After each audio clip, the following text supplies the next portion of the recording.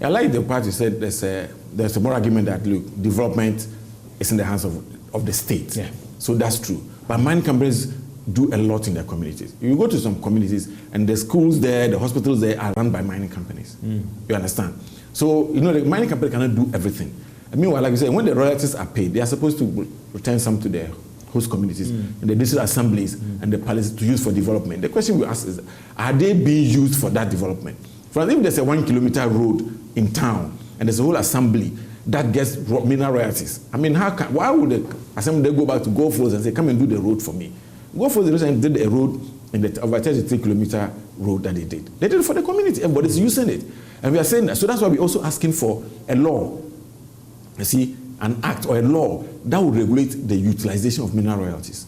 We know that there's one in the Petroleum Revenue Management. Yeah. Why can't we do something for mining? For Mineral Revenue Management Act or law that would specify what you can use mineral royalties for. So that when it comes back to the community or the host assembly, they don't use it to pay salaries or recurrent expenditure. For instance, if the law stipulates that, look, mineral royalties can be used for only health, education, and sanitation or whatever, then when it comes, you are bound by law to use it for. Otherwise, it goes to the community and nobody knows where it enters. If you look at Obuasi, with Obuasi itself, with the company there, I think a lot of royalties are supposed to come back. The question is, do they come back? And if they do, what are they being used for?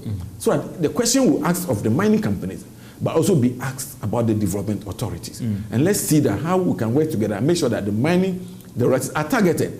Otherwise, you will complain and complain that the communities are not developed. And the one thing is about town and country planning. Like Ahafo, like other places, if the town is not properly planned, it's not the job of the mining company to make the street straight or to build skyscrapers. No, mineral revenues stay in Accra. There was a recent study that says that 80% of mineral revenues are in the center. They're in Accra. And that's where they used to develop the whole of Ghana. So Ghana is developing on the back of mining. But for mining, Ghana will not be where we are. So if you single out a local community and you blame the mining company in that community, well, you might have a point, but you also have to blame the people responsible for development. What are they using the mineral royalties for? That come back, whether in the state level or the local level. What do you use it for? Then we can have a better picture and say that, okay, maybe the revenue going back is small. Should we increase it? Should we tie it to specific projects? And that's what we think should be done.